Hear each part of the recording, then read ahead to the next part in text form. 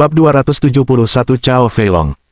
Setengah jam setelah pria bertato itu menyelesaikan panggilannya, dua mobil Range Rover melaju ke pusat pemandian.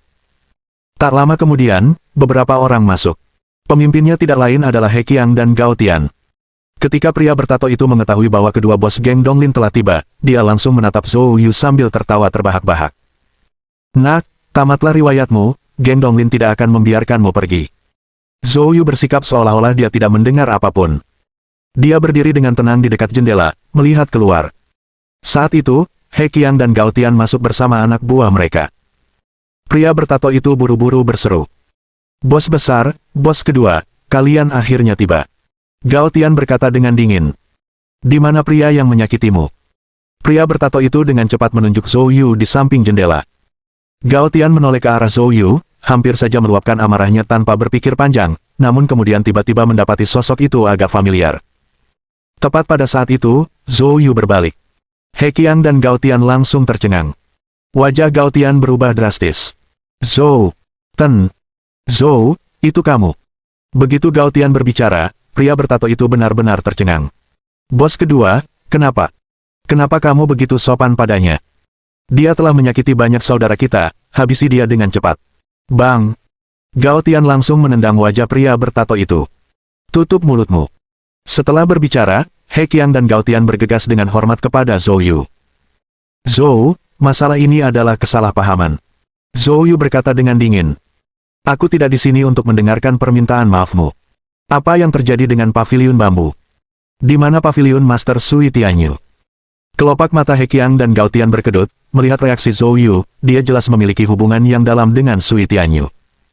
Gao Tian buru-buru berkata, Zhou, aku tidak tahu di mana paviliun Master Sui berada. Saya hanya samar-samar mendengar bahwa Master Paviliun Sui dan para pendukungnya berselisih. Mengenai pengosongan paviliun bambu, itu adalah perintah Cao Feilong, pemilik pegadaian Feilong." Mata Zhou Yu menyipit. "Lalu kenapa dia bilang kaulah dalam semua ini?" Kelopak mata Gao Tian berkedut, dia melotot marah ke arah pria bertato itu. "Zhou, geng Donglin kita memang punya kerjasama dengan pegadaian Feilong. Mereka sering menggunakan nama kita untuk mengintimidasi orang, dan itu benar-benar di luar kendali kita." Petik 2. "Tapi aku yakinkan kau, apa yang terjadi pada paviliun bambu sama sekali tidak ada hubungannya dengan kita." Zhou Yu berkata dengan dingin. "Benarkah begitu?" Sama sekali tidak berbohong, He Qiang meyakinkannya. Zhou Yu berkata dengan dingin. "Baiklah kalau begitu, bawa aku ke pemilik pegadaian Feilong." "Itu."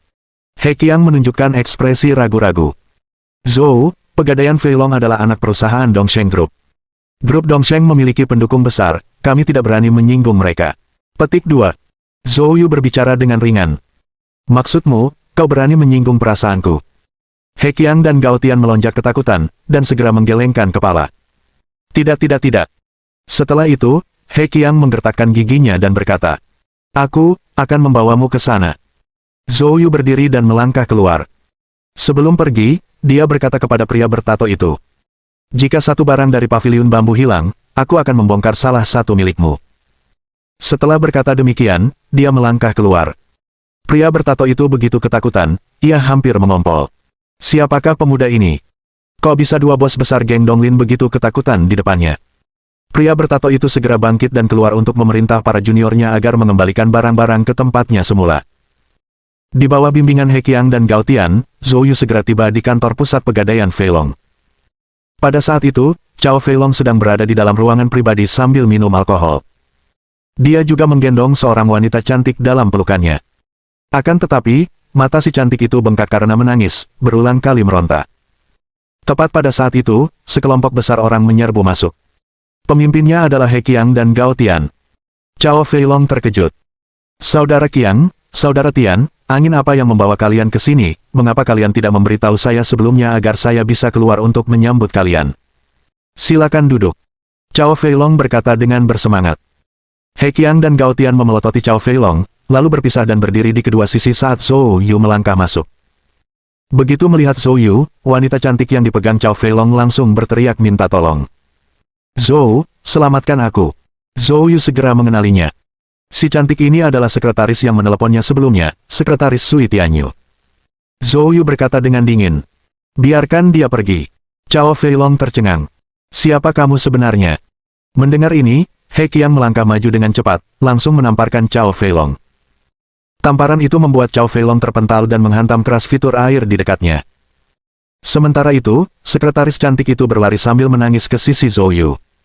Zhou Yu segera menghiburnya, bertanya dengan mendesak. Di mana Suster Yue? Sekretaris itu terisak dan berkata. Master Pavilion Sui dibawa pergi oleh keluarga Dong. Keluarga Dong. Zhou Yu terkejut. Keluarga Dong yang mana? Dari 7 keluarga besar di kota provinsi, keluarga Dong itu. Baru-baru ini, Master Pavilion Sui dan keluarga Dong berselisih paham, beliau pergi ke kota provinsi, dan sekembalinya, beliau memberitahu kami bahwa beliau telah memutuskan hubungan dengan keluarga Dong. Namun, tanpa diduga, hari ini, keluarga Dong tiba-tiba datang dan membawa paksa Master Pavilion pergi. Ekspresi wajah Zhou Yu menjadi gelap. Jangan khawatir dulu. Aku akan mencari tahu dulu melalui kontakku, tenang saja, dimanapun Master Pavilionmu berada, aku akan menyelamatkannya. Bab 272 tempat itu. Zhou Yu minggir. Dia mengeluarkan ponselnya dan menelepon Jiang Fengyan, wakil direktur yang bertanggung jawab atas cabang pavilion seni bela diri di Yancheng. Di Yancheng, tidak ada seorang pun yang memiliki informasi lebih terkini daripada pavilion seni bela diri.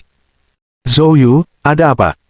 Wakil direktur Jiang, saya butuh bantuan Anda. Teruskan. Tuan pavilion bambu di Wucheng, Sui Tianyu, dibawa pergi oleh orang-orang dari keluarga Dong. Saya ingin Anda membantu saya mencari tahu di mana dia sekarang. Petik 2. Tidak masalah, saya akan segera meminta seseorang untuk memeriksanya. Jiang Fengyan langsung menyetujuinya. Setelah menutup telepon, Zhou Yu berkata kepada sekretarisnya. Jangan khawatir, kami akan segera punya berita. Ngomong-ngomong, kamu baik-baik saja. Mata sekretaris itu merah ketika dia berkata. Saya baik-baik saja. Senang mendengarnya. Setelah mengatakan itu, Zhou Yu berbalik menatap He Qiang dan Gao Tian. Seret dia ke arahku. He Qiang dan Gao Tian dengan cepat menyeret Cao Feilong di depan Zhou Yu. Cao Feilong begitu ketakutan hingga ia lemas, matanya penuh ketakutan. Apa? Apa yang ingin kamu lakukan? Zhou Yu berkata dengan dingin. Siapa yang memberimu wewenang untuk membersihkan pavilion bambu? Cao Feilong gemetar saat dia berkata. Saya membeli pavilion bambu. Saya berencana menjual semua barang berharga di dalamnya dan kemudian mengembangkan tempat itu menjadi tempat wisata dan resor liburan. Semua yang saya lakukan telah melalui jalur hukum. Zhou Yu mendengus dingin. Saluran hukum.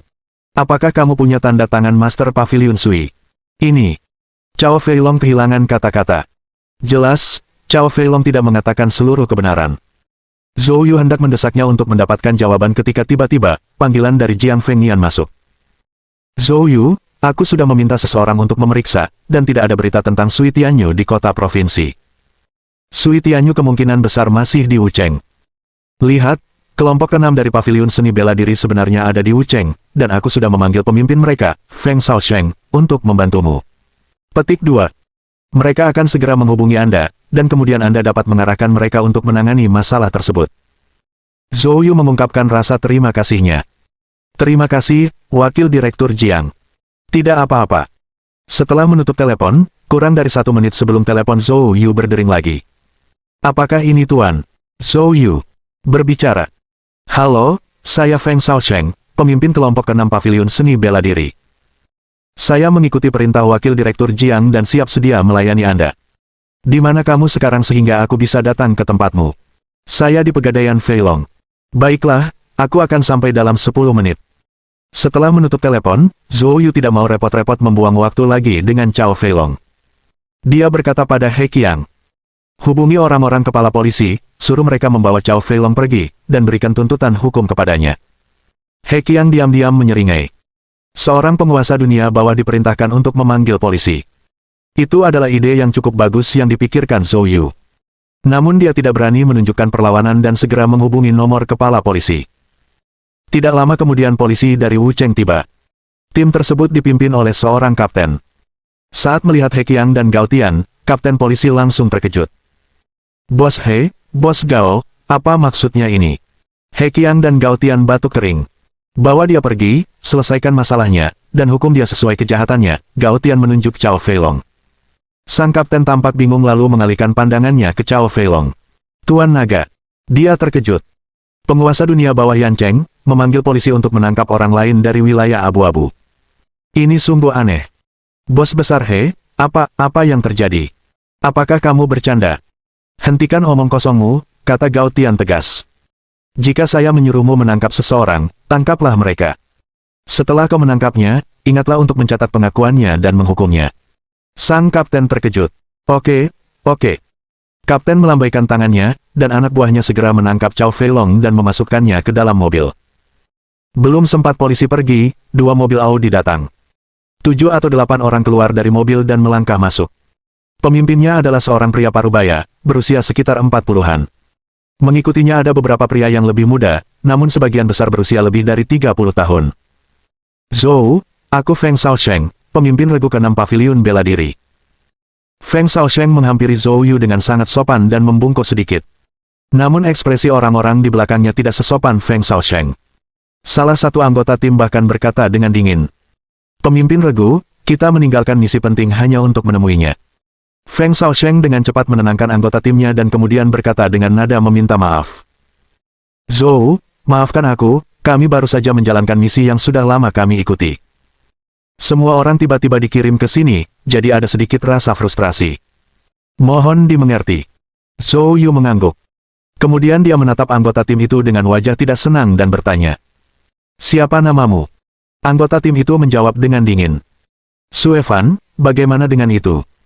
Zhou Yu berkata dengan sopan, maaf mengganggu Anda dengan urusan saya, tapi tenang saja. Setelah saya selesai di sini, saya secara pribadi dapat membantu Anda menyelesaikan misi tersebut. Petik 2. Kamu. Sue Fan mencibir. Apakah kamu tahu siapa target kita? Biarkan aku katakan padamu, dia adalah seorang kultivator jahat bawaan dengan darah ratusan orang di tangannya. Seseorang sepertimu, dia mungkin bisa menghancurkannya dengan jentikan jarinya.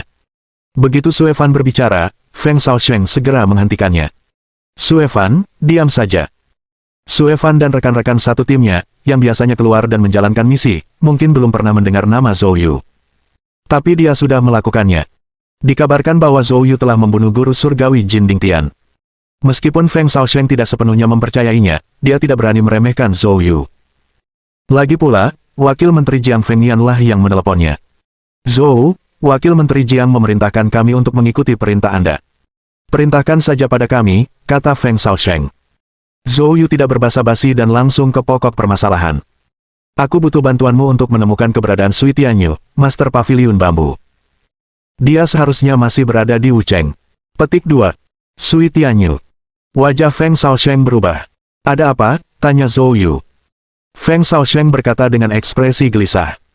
Zhou, saya menyarankan Anda untuk mempertimbangkan hal ini dengan hati-hati. Petik 2. Aku mendengar tentang situasi Sui Tianyu, dia ditangkap oleh orang-orang keluarga Dong. Jika hanya keluarga Dong, itu tidak akan terlalu merepotkan, tapi ada ahli dari tempat itu bersama keluarga Dong. Begitu kamu memprovokasi mereka, aku khawatir itu bisa menimbulkan masalah besar. Bab 273. Istana Yongle. Tempat apa yang bisa membuat pemimpin kelompok ke-6 Paviliun Bela Diri takut seperti ini? Zhou Yu menyipitkan matanya dan bertanya. Tempat apa itu? Feng Shaosheng menarik napas dalam-dalam dan berkata. Istana Yongle. Istana Yongle. Zhou Yu terkejut. Tempat apa ini? Istana Yongle adalah kuil Tao dengan sejarah lebih dari 1000 tahun. Pendirinya dikatakan telah melampaui alam suci, tetapi karena berjalannya waktu, klaim tersebut tidak dapat diverifikasi. Namun, selama berabad-abad, para penguasa alam suci terus bermunculan dari Istana Yongle. Keberadaannya cukup istimewa. Tidak ada yang tahu seberapa dalam kekuatannya, dan bahkan di dalam paviliun bela diri, orang-orang sering menjaga jarak.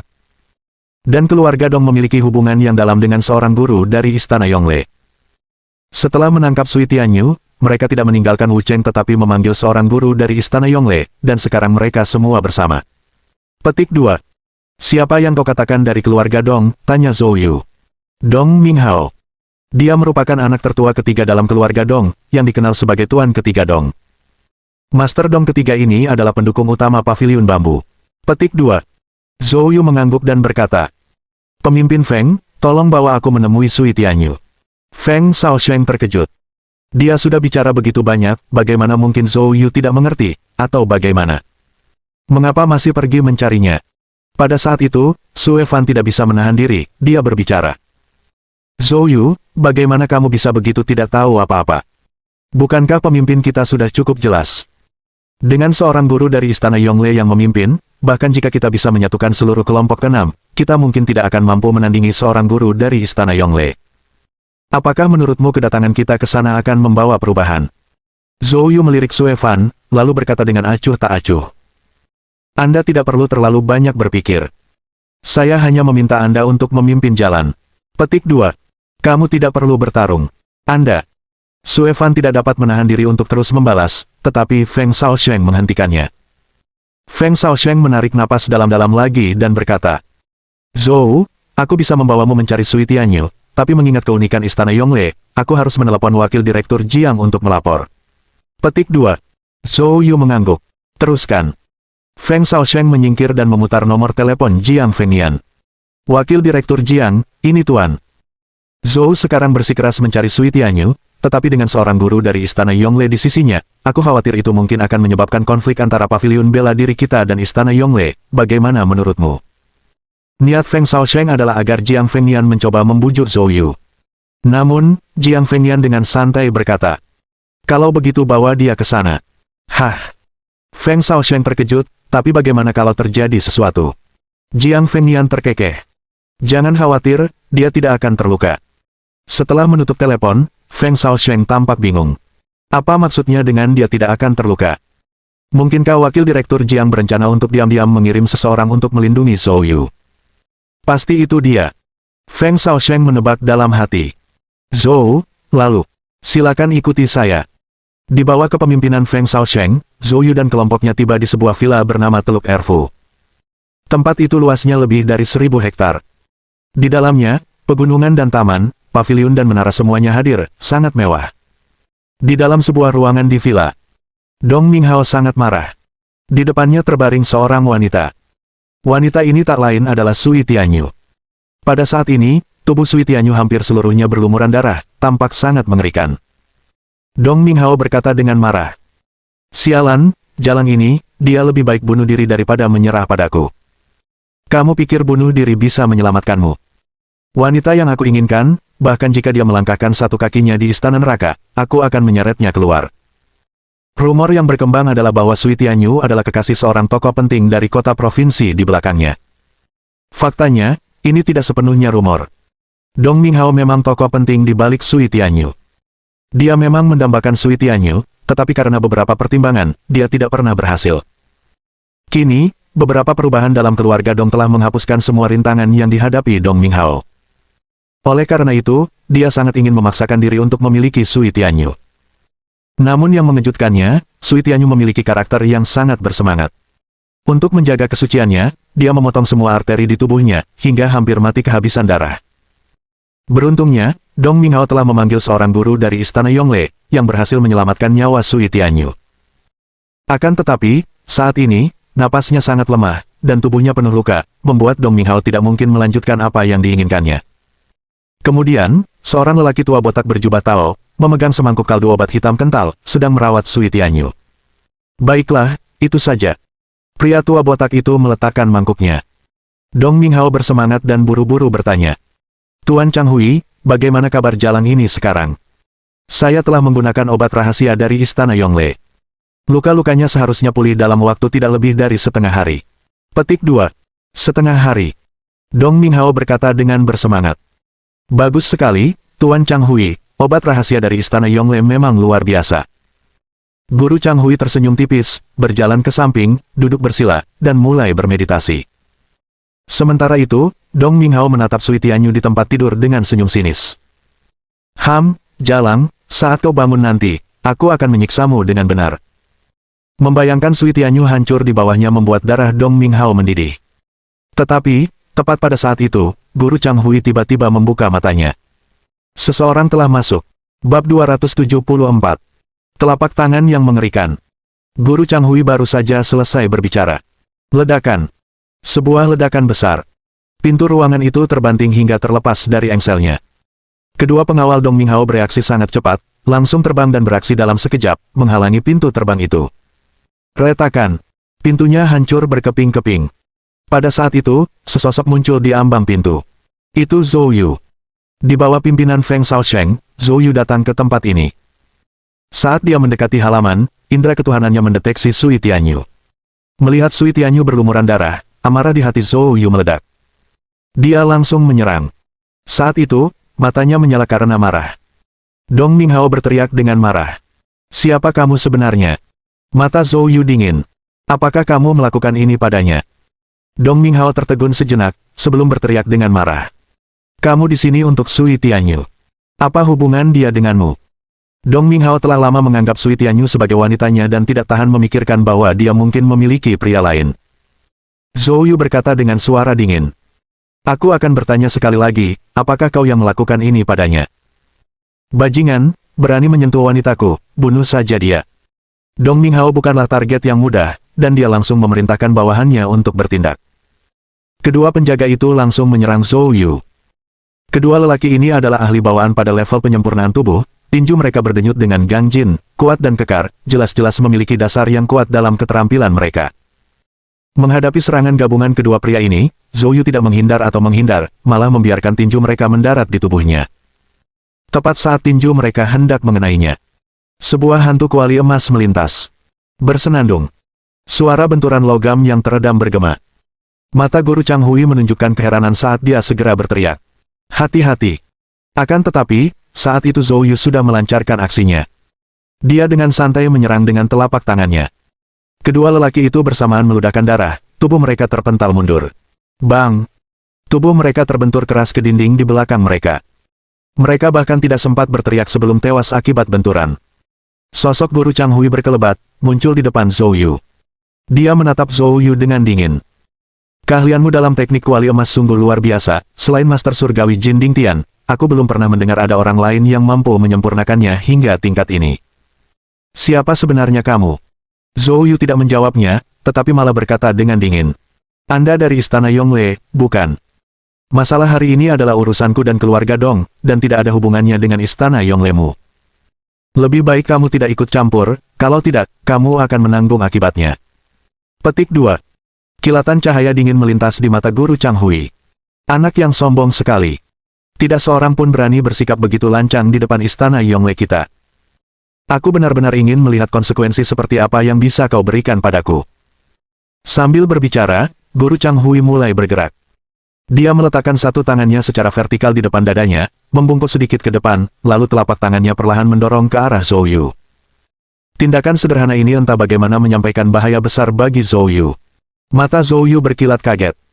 Ini adalah pertama kalinya dia menghadapi situasi seperti itu. Istana Yongle benar-benar sesuai dengan reputasinya. Dalam sekejap mata, Zhou Yu juga menyerang dengan telapak tangan yang tampak lembut dan halus. Namun, sebenarnya itu adalah jurus rahasia Zhou Yu, yakni ledakan misteri tiga api sejati. Telapak tangan mereka bertabrakan di udara. Ledakan. Dalam sekejap, terpusat di sekitar mereka berdua, terjadi pergolakan yang mengerikan. Di dalam ruangan, perabotan, dekorasi, termasuk lantai, meja, dan kursi, semuanya tampak hancur oleh suatu kekuatan yang dahsyat, berubah menjadi pecahan-pecahan sekaligus.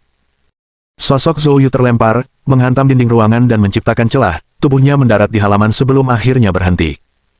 Namun, baru saja dia menstabilkan dirinya, seteguk darah menyembur keluar. Sebaliknya, Guru Chang Hui berdiri teguh, tidak bergerak. Dong Minghao, yang sudah membatu karena kekuatan penghancur pertarungan mereka, tidak pernah membayangkan bahwa Zhou Yu, yang tampaknya belum genap berusia 30 tahun, mampu melawan Master Chang Hui hingga sejauh itu. Itu sungguh tidak terbayangkan. Namun saat dia melihat Zhou Yu memuntahkan darah sementara Tuan Chang Hui tidak terluka, seringai ganas muncul di wajahnya. Sial, itu membuatku takut setengah mati. Aku berkata pada diriku sendiri, karena masih sangat muda, bahkan jika dia mulai berkultivasi sejak dalam kandungan ibunya, dia tidak mungkin sebanding dengan Master Chang Hui. Terlalu melebih-lebihkan dirinya sendiri. Akan tetapi, sebelum senyum di wajah Dong Minghao memudar, dia melihat Zhou Yu mengucapkan sepatah kata. Meledak. Bang! Lengan Guru Chang Hui tiba-tiba meledak. Daging dan darah beterbangan, darah berceceran di mana-mana. Meledak. Meledak. Zhou Yu berteriak keras 2 kali berturut-turut. 2 kabut darah kembali menyembur keluar dari dada dan punggung Master Chang Hui. Tubuh Guru Chang Hui bergetar hebat, keterkejutan terlihat jelas di matanya. Seperti mendominasi ki sejati api neter. Setelah mengucapkan kata-kata ini, tubuh Guru Chang Hui jatuh ke tanah, kaku seperti papan. Pada saat itu, Dong Minghao tertegun. Dia benar-benar tidak percaya dengan apa yang dilihatnya. Dia segera bergegas menghampiri. Hanya untuk mengetahui bahwa Master Chang Hui sudah meninggal. Mati. Dia sudah mati. Bab 275. Mengejutkan tim 6. Sementara itu, Zhou Yu dengan panik mengoperasikan Nether Fire Truki-nya untuk mengobati luka-luka dalam tubuhnya. Kali ini, dia benar-benar sedikit ceroboh. Kultivasi Guru Chang Hui hanya pada tahap pertengahan alam bawaan, dalam hal kultivasi, dia dan Zhou Yu seimbang. Oleh karena itu, pada awalnya Zhou Yu tidak menganggapnya serius sama sekali. Tetapi saat Master Chang Hui mulai bergerak, Zhou Yu tahu ia telah salah menilai. Pakar dari Istana Yongle ini jelas tidak sesederhana yang terlihat di permukaan. Serangan telapak tangan yang tampaknya sederhana yang baru saja dilakukannya sebenarnya mengandung gangjin yang sangat besar, jauh melampaui kekuatan seorang master alam bawaan biasa. Meskipun Zhou Yu telah mengolah teknik kuali emasnya hingga alam 3 kuali, dia langsung terluka oleh gangjin yang menakutkan ini, organ dalamnya rusak parah. Jika dia tidak segera bereaksi dan mengedarkan ki sejatinya untuk bertahan, pemogokan ini mungkin memang mengakhiri hidupnya di sana. Zhou Yu menarik napas tajam dalam hatinya. Dia awalnya mengira bahwa di alam bawaan, dia sudah menjadi eksistensi yang tak terkalahkan. Sekarang tampaknya orang tua itu benar, selalu ada seseorang yang lebih kuat di luar sana, jangan pernah meremehkan lawan manapun. Dengan sangat cepat, Zhou Yu menstabilkan luka-luka dalam tubuhnya. Pada saat itu, dia melangkah menuju Dong Minghao. Dong Minghao masih sok karena Master Chang Hui terbunuh dalam satu pukulan. Melihat Zhou Yu mendekat, dia ketakutan dan duduk di tanah, lalu berlari mundur. Anda, apa yang ingin kamu lakukan? Zhou Yu menatap Dong Minghao dengan mata dingin. Kamu seharusnya tidak melakukan tindakan apapun pada Sui Tianyu. Karena kau melakukannya, kau harus menanggung harganya. Petik 2. Dong Minghao merasakan niat membunuh yang datang dari Zhou Yu. Hal itu membuat bulu kuduknya merinding. Saya menyarankan Anda untuk berpikir dengan hati-hati. Saya tuan muda ketiga dari keluarga Dong. Jika kamu bekerja untukku, keluargaku akan menjamin kekayaan dan kehormatanmu melebihi impianmu. Petik 2. Sebaliknya, jika kau berani menyentuhku, bukan hanya keluarga Dong tidak akan membiarkanmu pergi, tetapi Istana Yongle juga tidak akan membiarkanmu pergi, teriak Dong Minghao dengan keberanian yang menutupi rasa takutnya. Zhou Yu berkata dengan acuh tak acuh. Apakah kamu sudah selesai berbicara? Kalau begitu, kamu bisa mati sekarang. Petik 2. Setelah berkata demikian, dia hanya mengangkat tangannya dan memukul dengan telapak tangan. Dong Minghao, tanpa ketegangan apapun, terbunuh di tempat. Zhou Yu bahkan tidak meliriknya 2 kali dan langsung menuju ke samping tempat tidur. Melihat tubuh Sui Tianyu tertutup pasta obat hitam, Zhou Yu segera memeriksa denyut nadinya dan mulai memeriksa. Setelah diperiksa, Zhou Yu menghela napas lega. Luka-luka Sui Tianyu sembuh dengan cepat. Zhou Yu mengambil sedikit salep di tangannya dan mengendusnya. Salep darah roh hitam. Aku tidak pernah membayangkan bahwa selain lelaki tua itu, masih ada orang lain yang bisa meramu obat spiritual penyembuhan yang begitu ampuh. Tidak heran luka Suster Yue pulih begitu cepat. Pada saat yang sama, di luar villa, Feng Shaosheng dan yang lainnya mulai gelisah. Mereka membawa Zhou Yu ke gerbang villa, dan kemudian dia masuk sendirian. Feng Shaosheng ingin mengikutinya, tetapi anggota tim 6, yang dipimpin Sue Fan, semuanya menentang keras. Sebagai pemimpin tim, Feng Shaosheng tentu saja tidak bisa mengabaikan pendapat rekan satu timnya. Namun, semakin lama Zhou Yu berada di dalam, kecemasannya pun semakin meningkat. Dia tidak bisa menunggu lagi. Tidak, aku harus masuk dan melihat. Zhou Yu memiliki hubungan yang dalam dengan wakil direktur Jiang. Jika terjadi sesuatu padanya, aku tidak akan bisa menjelaskannya kepada wakil direktur Jiang. Petik 2. Feng Shaosheng berjalan masuk dengan langkah besar. Sue Fan dan yang lainnya buru-buru mencoba menghentikannya, tetapi Feng Shaosheng telah mengambil keputusan. Sue Fan dan yang lainnya tidak bisa berbuat apa-apa selain mengikutinya masuk. Namun, saat mereka tiba di halaman, mereka benar-benar tercengang. Kelihatannya halaman itu telah dirusak oleh bom, dengan 4 mayat tergeletak sembarangan di tanah. Di antara mereka, ada tubuh yang tak salah lagi milik Dong Minghao dan Master Chang Hui. Ini, Sue Fan dan yang lainnya, awalnya merasa gelisah, kini benar-benar tercengang. Saat itu, Zhou Yu keluar sambil memegang Sui Tianyu. Dalam sekejap, Sue Fan dan yang lainnya merasakan tekanan yang tak terlukiskan. Melihat Feng Shaosheng, Zhou Yu berkata, "Ketua tim Feng, aku serahkan pembersihan di sini padamu." Feng Shaosheng tersadar dari keterkejutannya dan buru-buru membungkuk. "Ya, Tuan." Zhou Yu mengangguk dan berjalan pergi. Baru setelah Zhou Yu pergi, Sue Fan dan yang lainnya merasakan tekanan mengerikan itu mulai memudar. Sue Fan berkata dengan tidak percaya. Ini. Apakah semua itu adalah perbuatan Zhou Yu? Dia sungguh luar biasa. Feng Shaosheng memberinya tatapan tajam. Sekarang kau sadar betapa hebatnya Tuan. Zhou adalah. Bukankah kamu meremehkan Tuan? Zhou sebelumnya. Sue Fan tersenyum malu. Pemimpin, kali ini aku kurang berpandangan. Aku tidak menyangka dia sekuat ini. Petik 2. Hanya saja, kami dulu juga begitu padanya, dia.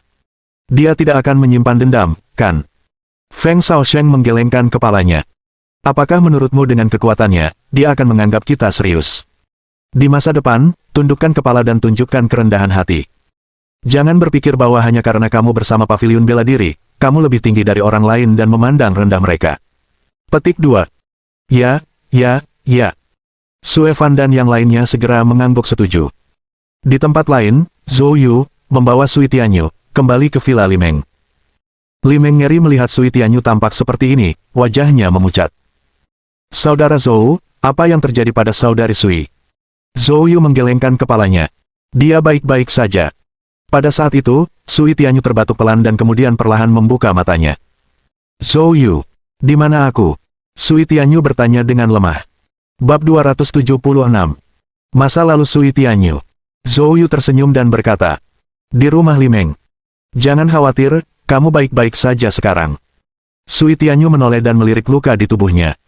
Pada saat ini, cairan obat gelap di tubuhnya telah diserap, dan arteri yang terputus hampir pulih sepenuhnya. Namun, masih ada beberapa potongan mengerikan yang tersisa. Bagaikan sepotong porselen indah yang penuh retakan.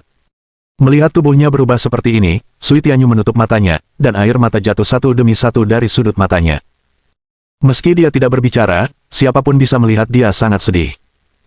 Sebagai seorang gadis, dan seorang yang cantik, tak seorang pun dapat menerima penampilan mereka seperti ini. Melihat ini, Zhou Yu buru-buru menghiburnya. Kakak Yue, jangan menangis. Apakah kamu lupa? Aku bisa menyembuhkan semua bekas luka di tubuhmu. Petik 2. Mendengar kata-kata Zhou Yu, Sui Tianyu membuka matanya lebar-lebar. Dia ingat, saat Li Suang-Suang penuh luka, Zhou Yu lah yang menyembuhkannya. Dia telah melihatnya dengan mata kepalanya sendiri saat itu. Memikirkan hal ini, Sui Tianyu dengan gugup meraih Zhou Yu. Zhou Yu tersenyum dan berkata, Kakak Yue, jangan khawatir. Saya sudah meminta Li Meng untuk menyiapkan obatnya. Petik 2. Sementara mereka berbicara, Li Meng bergegas masuk sambil membawa sebuah kotak. Zhou Yu segera membuka kotak itu untuk menyiapkan obatnya. Kotak itu berisi semua bahan obat yang dibutuhkan untuk membuat salep penghilang bekas luka. Zhou Yu menyiapkan bahan-bahan dan secara pribadi meramu obatnya. Sementara itu, Li Meng menemani Sui Tianyu dan mengobrol dengannya. Setelah Zhou Yu selesai membuat obatnya, ia mulai merawat Sui Tianyu. Saat dia selesai, hari sudah sore. Saat itu, seluruh tubuh Sui Tianyu telah terbungkus dalam salep obat yang mengeras. Zhou Yu melirik waktu. Waktunya habis. Dia mendekati Sui Tianyu dan menghancurkan salep obat yang mengeras di tubuhnya. Bekas luka di tubuh Sui Tianyu telah hilang sepenuhnya. Sebagai gantinya adalah kulit yang sehalus gelembung yang ditiup. Li Meng yang berada di dekatnya benar-benar tercengang. Dia tidak dapat menahan diri untuk tidak menyentuhnya, dan setelah menyentuhnya, matanya malah menunjukkan rasa iri yang lebih besar. Kakak Zhou, obatmu sungguh ajaib. Kulit Master Pavilion Sui seperti kulit bayi. Pada saat itu, pipi Sui Tianyu sedikit memerah. Tidak jelas apakah itu karena kegembiraan atau rasa malu. Zhou Yu bertanya, Kakak Yue, bagaimana perasaanmu sekarang? Dengan pipi memerah, Sui Tianyu berkata, Aku baik-baik saja. Zhou Yu, terima kasih. Zhou Yu menggelengkan kepalanya sambil tersenyum. Kakak Yue, antara kamu dan aku, tidak perlu ada ucapan terima kasih. Ngomong-ngomong, apa sebenarnya yang terjadi kali ini? Ketika mereka sampai pada topik serius, senyum di wajah Sui Tianyu menghilang, dan dia menunjukkan ekspresi sedih saat dia menghela napas dan mulai menjelaskan. Ternyata Sui Tianyu adalah seorang yatim piatu sejak kecil dan diangkat sebagai anak angkat oleh tetua keluarga Dong, tempat ia dibesarkan. Sejak usia muda, Sui Tianyu telah menunjukkan ketajaman bisnis yang luar biasa, dan dia menjadi semakin cantik saat tumbuh dewasa, membuat semua orang takjub. Oleh karena itu, dia sangat dicintai oleh tetua keluarga Dong. Tetapi hal ini juga mengundang kecemburuan anggota keluarga Dong lainnya. Terutama Dong Minghao, yang menggunakan berbagai alasan untuk mendekati Sui Tianyu. Di satu sisi, dia mencoba untuk memenangkan hatinya, dan di sisi lain, dia ingin memilikinya. Akan tetapi, karena menghormati kewibawaan lelaki tua itu, Dong Minghao tidak pernah berani memaksanya. Kemudian, ketika sang tetua jatuh sakit parah, anggota keluarga Dong khawatir bahwa Sui Tianyu akan membagi kekayaan keluarga dan mengambil kesempatan untuk menyerangnya. Terluka parah, Sui Tianyu melarikan diri ke Wucheng. Keluarga Dong kemudian dengan enggan meninggalkannya sendirian. Akan tetapi, baru-baru ini, setelah tetua keluarga Dong meninggal dunia dan pemakamannya telah diurus, Dong Minghao tidak dapat menahan diri lagi. Ia pun datang ke Wucheng dengan maksud untuk memaksakan diri menemui Sui Tianyu. Demi melindungi kesuciannya, Sui Tianyu tidak punya pilihan selain melukai dirinya sendiri, yang menyebabkan kejadian-kejadian berikutnya. Setelah mendengarkan, Zhou Yu terdiam. Dia tidak menyadari bahwa di balik Sui Tianyu, penguasa paviliun bambu yang tampak glamor, tersimpan masa lalu yang begitu memilukan. Zhou Yu menatap Sui Tianyu dengan penuh tekad. Kakak Yue, istirahatlah yang cukup. Jika keluarga Dong mengirim orang lain untuk mengganggumu, aku akan menggantikanmu. Petik 2. Sui Tianyu tersentuh oleh kata-katanya, tetapi dia sangat menyadari kekuatan keluarga Dong. Zhou Yu, aku menghargai perasaanmu, tapi keluarga Dong berada di peringkat 3 teratas dari 7 keluarga besar. Kekuatan dan warisan mereka bukanlah sesuatu yang dapat dibandingkan dengan keluarga biasa. Aku berutang padamu lebih dari yang bisa aku bayar. Zhou Yu tersenyum tipis. Kakak Yue, kalau kau mengatakan itu, kita jadi terlihat seperti orang asing, ya. Di masa depan, aku mungkin juga membutuhkan bantuanmu. Ketika saat itu tiba, jangan menolaknya, Suster Yue. Petik 2. Faktanya, setelah mendengar pengalaman Sui Tianyu, Zhou Yu mendapat sebuah ide. Dia berencana mendirikan perusahaan farmasi dan khawatir tidak menemukan orang yang tepat untuk menyusun strategi dan mengawasi semuanya. Namun kini, seorang jenius bisnis ada tepat di hadapannya. Setelah perusahaan berdiri, membiarkan Sui Tianyu mengelolanya akan membuatnya bisa mundur dan tidak perlu khawatir dengan operasi sehari-hari, bukan? Sui Tianyu tidak yakin apa yang dimaksud Zhou Yu, tetapi tanpa berpikir dua kali, dia langsung berkata. Zhou Yu, jika kamu butuh sesuatu, aku tidak akan menolaknya. Zhou Yu terkekeh. Bagus, aku akan mengingat kata-kata itu. Saat Zhou Yu dan Sui Tianyu sedang berbicara, Li Meng buru-buru berlari masuk. Kakak Zhou, ada masalah, He Qiang dari geng Donglin telah muncul. Bab 277. Mengemis di lututku. Zhou Yu mengerutkan alisnya. He Qiang memberanikan diri untuk datang mengetuk pintunya. Apa yang ingin dia lakukan? Saya akan memeriksanya. Zhou Yu menyapa Sui Tianyu sebelum keluar. Pada saat itu, He Qiang sedang mondar-mandir di ruang tamu. Begitu melihat Zhou Yu, He Qiang bergegas menyambutnya. Zhou, ada apa? He Qiang berkata dengan cemas, saya mendengar bahwa Master Pavilion Sui mendapat masalah, jadi saya datang ke sini khusus untuk memeriksanya. Bolehkah saya bertanya bagaimana kabarnya sekarang? Zhou Yu berkata tanpa emosi. Dia baik-baik saja sekarang. He Qiang terkejut. Baik sekarang. Di Wucheng, dia hampir maha kuasa. Ketika dia mengetahui bahwa Zhou Yu telah membunuh guru ketiga keluarga Dong Minghao, dan juga membunuh guru Chang Hui dari istana Yongle untuk menyelamatkan Sui Tianyu, dia sangat terkejut hingga butuh waktu lama untuk tersadar. Kemudian, ketika dia sudah sepenuhnya memproses kejadian tersebut, dia segera membuat keputusan berteman dengan Zhou Yu. Meskipun dia adalah penguasa dunia bawah Wucheng di permukaan selama bertahun-tahun, pada kenyataannya, dia dikontrol ketat oleh Jie Lao. Jika dia ingin melepaskan diri dari cengkeraman Jie Lao, dia perlu menemukan seseorang yang bisa melawannya. Dan Zhou Yu jelas merupakan orang seperti itu. Oleh karena itu, He Qiang datang mencari Zhou Yu, bersedia mengambil risiko. Dia tidak datang dengan tangan kosong, dia telah bersusah payah mencari tahu tentang luka Sui Tianyu dan telah menyiapkan pengobatan spiritual untuk menghilangkan bekas luka. Tetapi dia tidak menyangka bahwa hanya dalam waktu setengah hari, luka Sui Tianyu akan sembuh. Mungkinkah itu benar? He Qiang merasa heran, namun dia juga menyimpan beberapa keraguan. Saat itu, Sui Tianyu juga keluar. Zhou Yu, apakah semuanya baik-baik saja? Dia khawatir kunjungan He Qiang bukan pertanda baik, jadi dia mengikutinya keluar. Saat melihat penampilan Sui Tianyu saat itu, He Qiang benar-benar terpana. Dia tidak percaya dengan kondisi kulit Sui Tianyu. Benar-benar sudah pulih. Melihat He Qiang menatap tajam ke arah Sui Tianyu, Zhou Yu mengerutkan kening, hendak marah. Namun kemudian, He Qiang, jatuh berlutut di tanah. Zhou, ada sesuatu yang harus aku minta padamu. Jika Anda dapat membantu saya dalam masalah ini, Mulai sekarang, saya bersedia melayani Anda seperti anjing atau kuda yang setia. Zhou Yu terkejut sesaat. Lagi pula, He Qiang adalah penguasa dunia bawah Wu Cheng dan juga seorang master tingkat tinggi di alam pemurnian tubuh bawaan, namun dia malah berlutut di hadapannya. Namun, jika He Qiang benar-benar dapat bekerja untuknya, itu tentu akan menjadi dorongan dukungan yang bagus. Ada apa? Tanya Zhou Yu. Seperti ini. 5 tahun lalu, ibu saya yang sudah lanjut usia terlibat dalam kecelakaan mobil dan mengalami luka kritis. Saya mencari banyak dokter ilahi, tetapi tidak ada hasilnya. Kemudian, Jie Lao muncul. Dia menyelamatkan ibuku, tetapi meskipun dia menyelamatkan nyawanya, dia tetap koma sejak saat itu. Petik 2.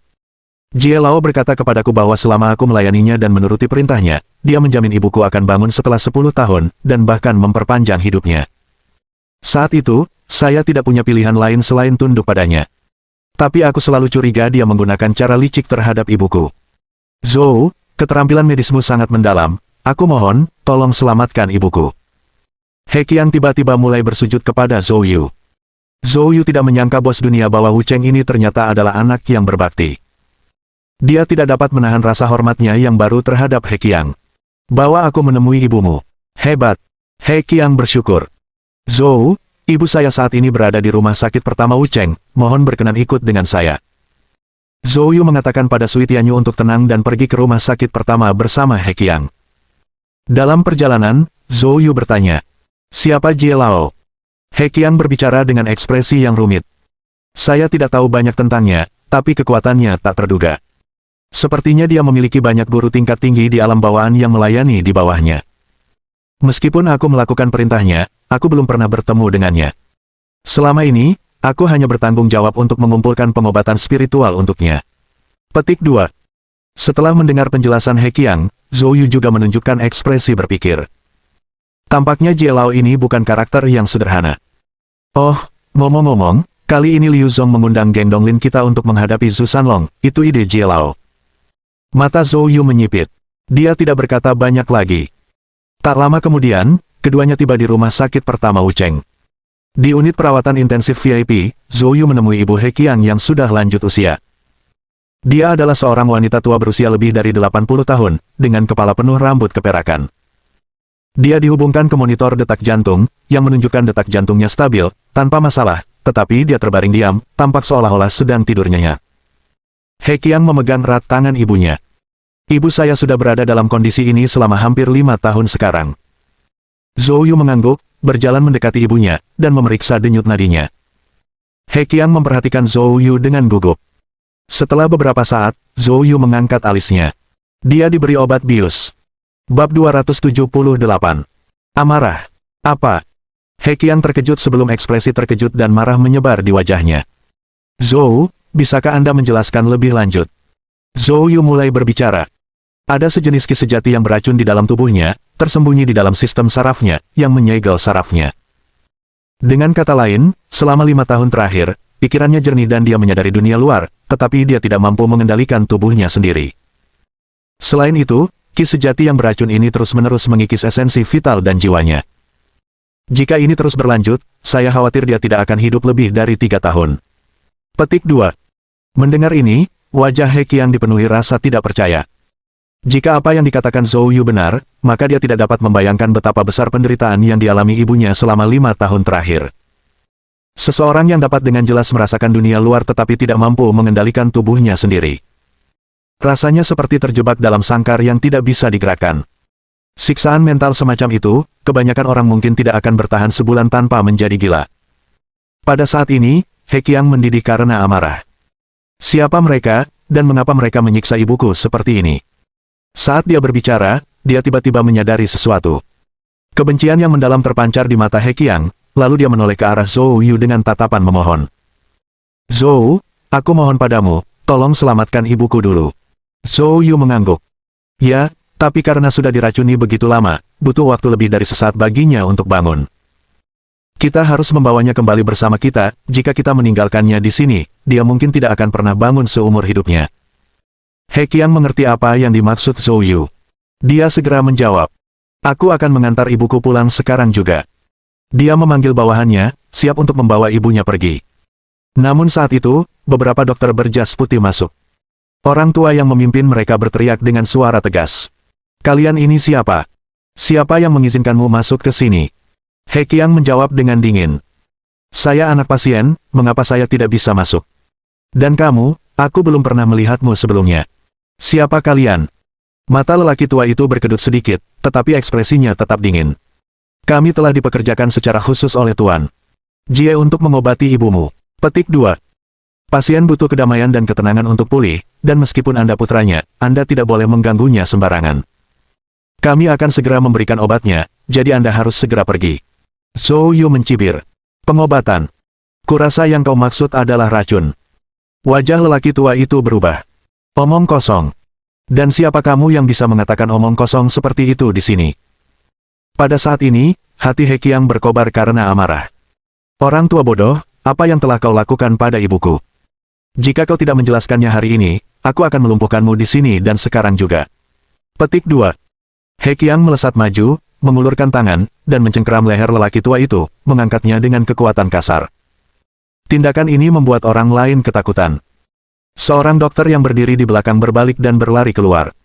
Wajah lelaki tua itu berubah menjadi biru pucat karena tekanan saat dia melotot ke arah He Qiang dan masih mencoba mengancamnya dengan susah payah. Untuk menangkapku. Ten. Laki-laki Jie. Tidak akan membiarkanmu lolos begitu saja. Saat menyebut Tuan Jie, amarah di mata He Qiang meningkat. Dia meningkatkan kekuatan tangannya 3 kali lipat. Tepat pada saat itu, sebuah suara memerintah terdengar. Berhenti. Segera setelah itu, seorang pria tua berambut putih melangkah masuk. Orang ini tidak lain adalah kepala rumah sakit pertama, Guo Wei. He Qiang berkata dengan dingin. Direktur Guo, waktu Anda tepat sekali. Aku hanya ingin bertanya tentang ki sejati yang beracun di tubuh ibuku. Mata Guo Wei berkedut sedikit. Bagaimana He Qiang tahu tentang ki sejati yang beracun? Perubahan ekspresi yang halus ini tidak luput dari tatapan tajam He Qiang. Pada saat itu, ia semakin yakin bahwa ibunya memang telah diracuni. Guo Wei, aku akan membunuhmu. Dengan tekanan kuat, He Qiang menghancurkan tenggorokan lelaki tua itu. Kemudian, dia melemparkan tubuh lelaki tua itu ke arah Guo Wei. Sebagai seorang praktisi tingkat tinggi dari alam bawaan penyempurnaan tubuh, lemparannya sama kuatnya dengan meluncurkan bola meriam. Dalam sekejap, seorang pria parubaya di belakang Guo Wei melangkah maju, menarik Guo Wei keluar dari jalan dan melayangkan pukulan. Bang! Gang Jin yang kuat langsung menghancurkan tubuh lelaki tua itu. Seorang master tingkat tinggi alam bawaan. Keterkejutan tampak di mata He Qiang. Dia tidak menyangka bahwa seseorang sekuat pria ini bersembunyi di samping Guo Wei. Namun, meskipun terkejut, He Qiang tidak menunjukkan rasa takut. Dia meraung dan melancarkan pukulannya sendiri. Tinju mereka bertabrakan dalam sekejap. Namun, saat bersentuhan, ekspresi He Qiang berubah drastis. Meskipun mereka berdua berada pada level tinggi di alam pemurnian tubuh bawaan, Gang Jin yang lain jauh lebih tangguh. Sambil memuntahkan seteguk darah, He Qiang terpental mundur. Pria parubaya itu mencibir. He Qiang, Direktur Guo adalah Tuan Laki-laki Jie. Berlututlah dan minta maaf padanya sekarang juga, atau aku akan menegakkan Tuan hukum keluarga Jie atas namanya. Petik 2. He Qiang telah menyerahkan diri kepada Tuan Jie sebagian karena kedalaman Jie yang tidak dapat dipahami, tetapi juga karena dia yakin Jie dapat membangunkan ibunya. Namun kini jelas bahwa semua itu jebakan. Bagaimana He Qiang bisa terus tunduk pada Tuan Jie? Matanya merah dan amarahnya tak terbendung. Minta maaf pada ibumu. Aku akan membunuhmu. Dengan suara gemuruh, He Qiang bangkit dan melakukan gerakan lain. Pria itu mencibir sebagai tanggapan. Kalau begitu aku akan mengabulkan permintaanmu. Pergilah ke neraka. Pria itu meninju, tinjunya bahkan lebih kuat dari sebelumnya. He Qiang tidak memiliki kekuatan untuk menghalanginya sama sekali. Tetapi pada saat itu, Zhou Yu turun tangan. Bab 279 Kutukan. Zhou Yu melancarkan serangan telapak tangan, dan Nether Fire Truki pun langsung meledak. Wajah pria itu berubah drastis. Dia tidak pernah menyangka bahwa pemuda ini, yang tampaknya berusia di bawah 30 tahun, akan memiliki kekuatan seperti itu. Sebagai tanggapan, dia segera mengarahkan tinjunya untuk membela diri terhadap Zhou Yu. Akan tetapi, Nether Fire Truki yang berkembang sepenuhnya sangatlah kuat. Bang! Pria itu terpental hanya dengan satu serangan telapak tangan dari Zhou Yu. Dia terlempar ke belakang dan menghantam tembok dengan keras. Saat berikutnya, jantungnya tiba-tiba meledak. Matanya penuh dengan keterkejutan. Dia, seorang Master Agung Alam Bawaan, telah gagal menahan bahkan satu serangan pun dari pemuda ini. Siapa? Siapa dia sebenarnya? Itulah pikiran terakhir pria itu sebelum ia meninggal.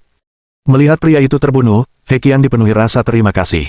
Terima kasih, Tuan. Zhou Yu mengangguk. He Qiang lalu menoleh dan menatap dingin ke arah Guo Wei. Guo Wei panik. He Qiang, apa? Apa yang sedang kamu coba lakukan? Kau tidak benar-benar berencana untuk melawan Tuan Jie, kan?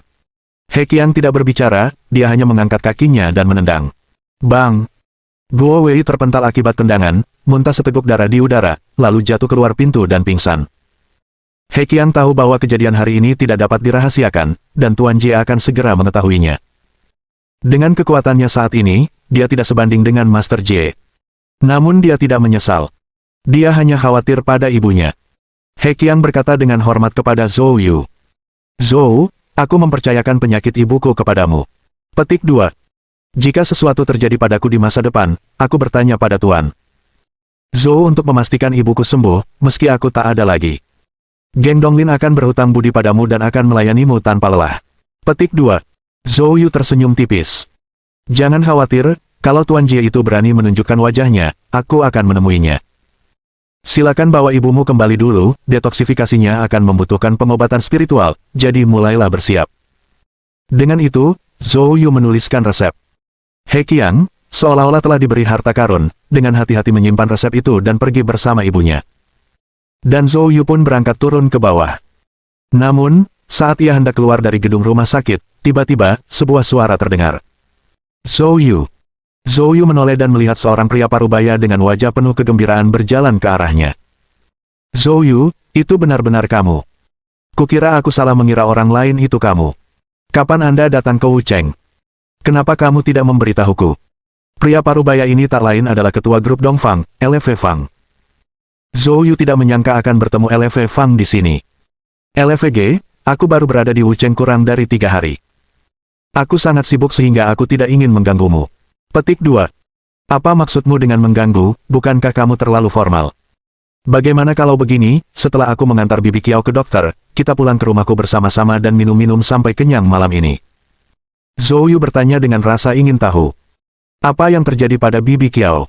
LV Fang mendesah. Entahlah, dia tiba-tiba bertingkah seperti baru saja kena kutukan, kondisi mentalnya sangat buruk, sering berjalan sambil tidur di tengah malam, dan terkadang dia menjadi gila. Zhou Yu mengerutkan kening. Dia hendak berbicara ketika tiba-tiba bawahan LV Fang bergegas mendekat. Direktur LV, sesuatu yang buruk telah terjadi. Nyonya itu tiba-tiba menjadi gila, dia dengan panik merobek rambutnya sendiri. Mendengar ini, wajah LV Fang langsung berubah. Aku akan segera ke sana. Setelah itu, dia berlari ke atas. Zhou Yu segera mengikutinya. Di bangsal, seorang dokter, bersama beberapa perawat, dengan putus asa menahan seorang wanita cantik. Wanita itu, dengan ekspresi garang di wajahnya, terus berteriak dan meronta. Dia adalah istri LV Fang, Qiao Wenhui. LV Fang bergegas mendekat dan memeluk Qiao Wenhui erat-erat, mencoba menenangkannya, tetapi Qiao Wenhui malah melawan lebih keras lagi. Mata Zhou Yu menyipit, dia melangkah maju dan dengan tangan terangkat, memukul bagian atas kepala Qiao Wenhui. Saat berikutnya, mata Qiao Wenhui berputar ke belakang, dan dia pingsan. Tindakan Zhou Yu mengejutkan semua orang yang hadir. Dokter di samping Qiao Wenhui segera memarahi. Apa yang baru saja Anda lakukan pada pasien itu? Siapa yang mengizinkanmu mengutak-atik kepala pasien? Tahukah Anda bahwa pasien dengan gangguan mental sangat dilarang mengalami trauma kepala, dan apa yang Anda lakukan hanya akan memperburuk kondisi pasien? Zhou Yu mengerutkan kening. Siapa kamu?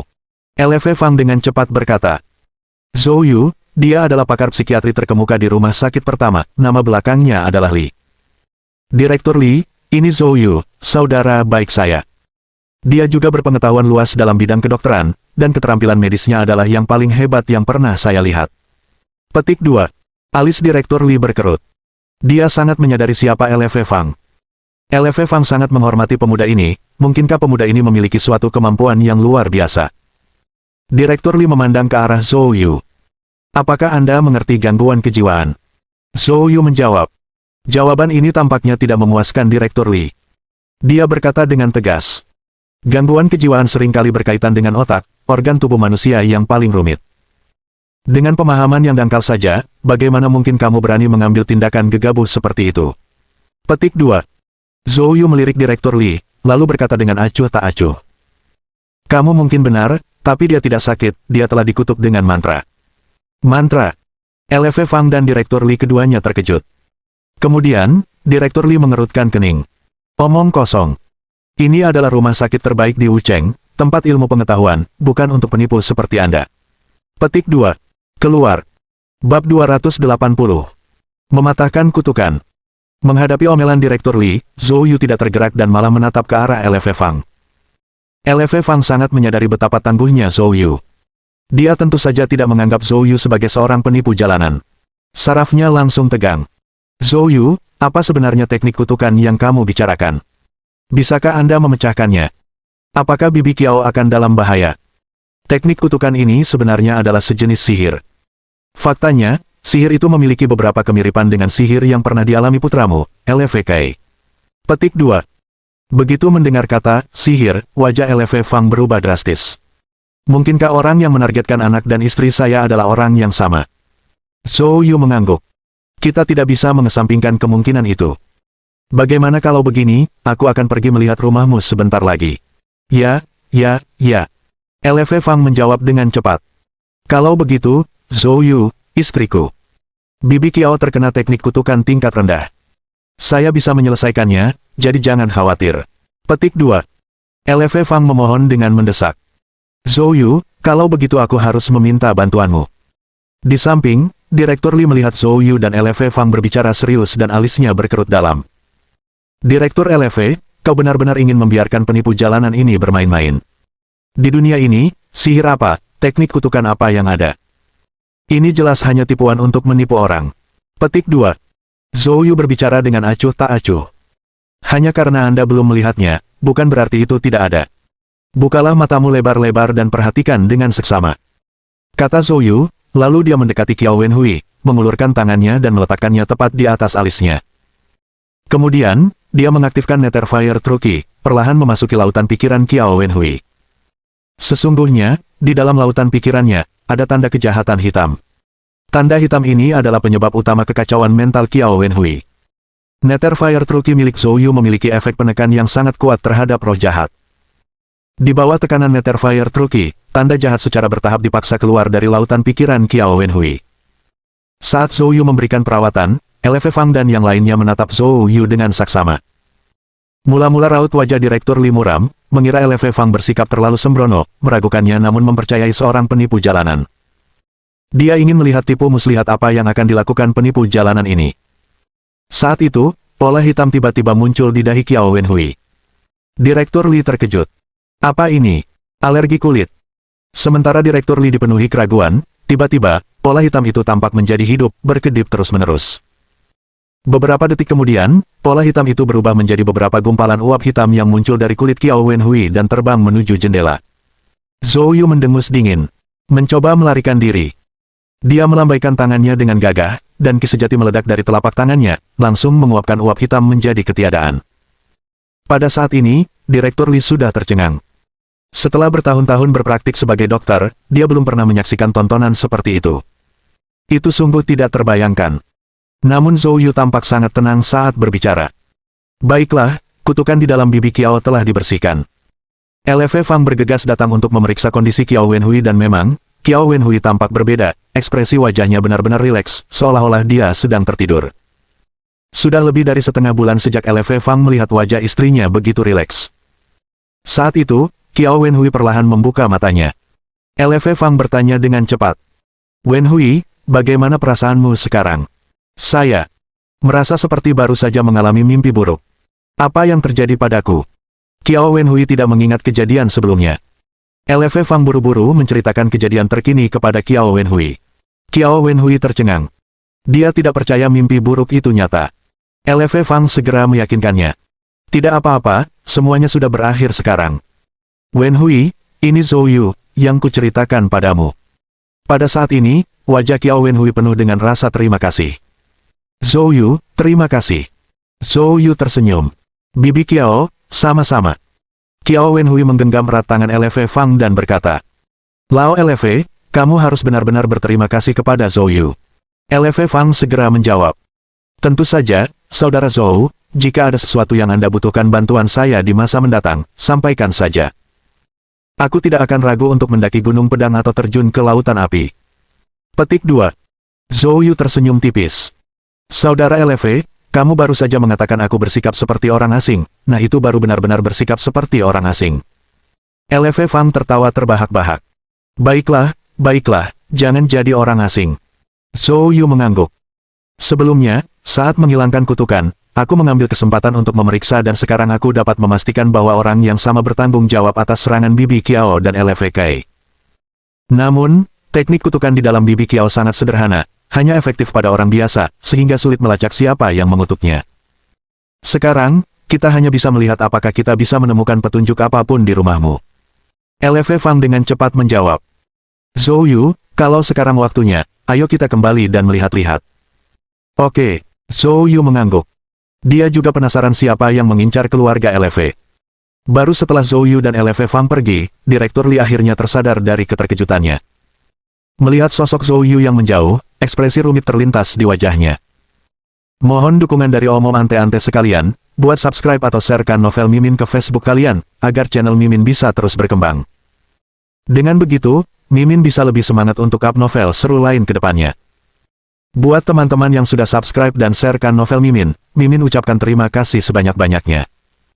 Sekiranya teman-teman menghadapi masalah video diputar dalam bahasa Inggris, coba tukar kepada bahasa Indonesia original melalui cara ini. Semasa mendengarkan, pencet tombol setting di atas kanan video, pilih audio track dan tukar bahasa.